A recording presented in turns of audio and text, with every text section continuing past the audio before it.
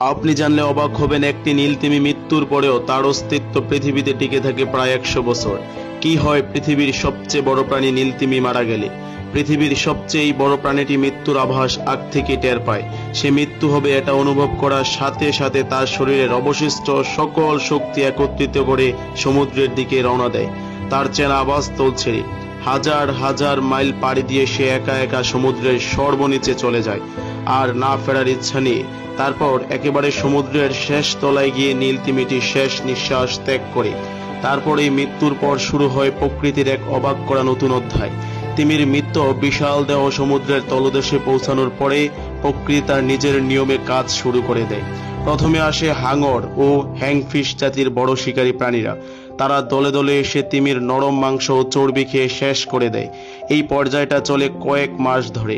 এরপর আরও যেটুকু মাংস হাড়ে লেগে থাকে সেটি খেতে আসে সামুদ্রিক অন্য ছোট ছোট শিকারীরা।